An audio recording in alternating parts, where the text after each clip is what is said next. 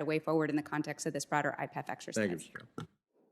Chairman. I thank my colleague. It's good to have the chairman of the Senate Foreign Relations Committee who looks at these issues. And I thought that last comment to Chairman Menendez was very instructive. We've got to find a way that works in both countries. And I'm one who's committed to doing that and working with my friend to do it. Okay. Let's see. Our next senator will be Senator Cornyn.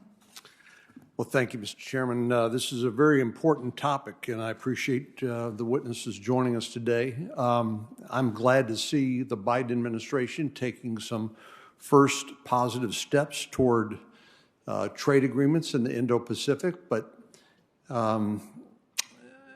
looking back on TPP, Senator Carper, who's the chairman of the Trade Subcommittee, and I, as the ranking member, have written and spoken a number of times, had a hearing on the importance of re-engaging in the region and expressing some regret that we did not take the issue more seriously when TPP was on the table. I think that was a missed opportunity for us, and here we are today.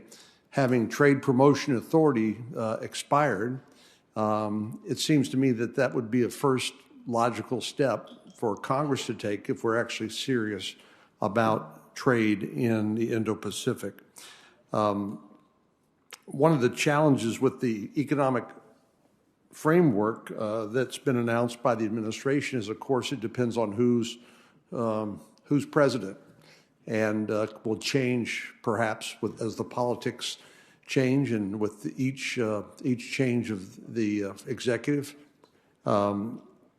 And so it seems to me that trying to figure out how we can move toward a more permanent or more stable relationship by re-engaging with the prospect of a possible trade agreement would be very, very important. And I appreciate the comments made by Senator Menendez. I don't know how we can look at this issue through a soda straw and just look at the economic aspects of it and not consider the national security imperative that's involved.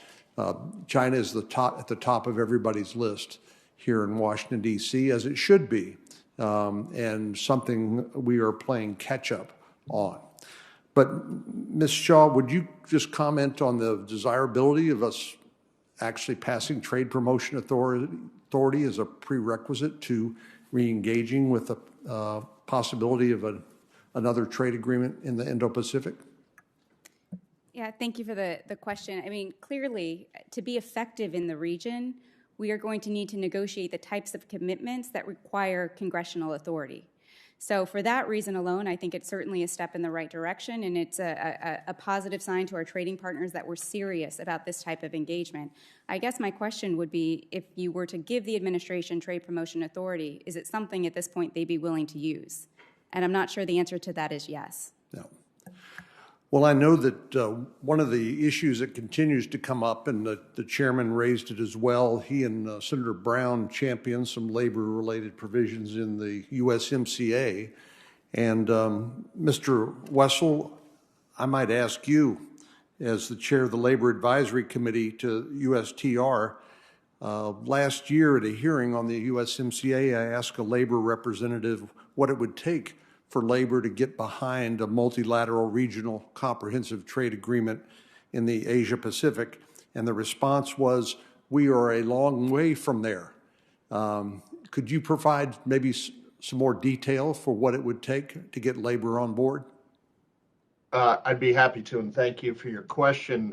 In my prepared testimony, I identify a number of provisions in the TPP that labor thought were deficient, from a rule of origin that would have allowed China, for example, to provide 2/3 of the products in an auto assembled by other countries in the TPP region, and have that considered for preferential status, to the SOE provisions, where labor and the business community jointly in the ACPIN report indicated that the provisions were deficient by grandfathering all subsidies prior to entry into force, as well as having an injury test that in most situations required injury to occur for a year or more. for many industries, agriculture, commodities, steel, etc. Contracts are often done on spot basis, so the injury is periodic and not continuous. And the result was the ability to fight SOEs under that provision would have been very limited.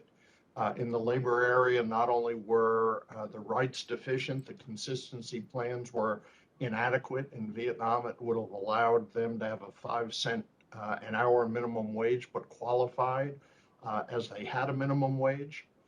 So the substantive concerns that labor had about the TPP were very deep. It was not a question of whether we should be engaged or whether we should have a trade agreement, but what its provision.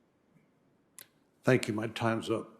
Thank my colleague. Our next four will be Senator Carper, Senator Portman, Senator Cardin, and Senator Cassidy. And I believe Senator Carper is on the line.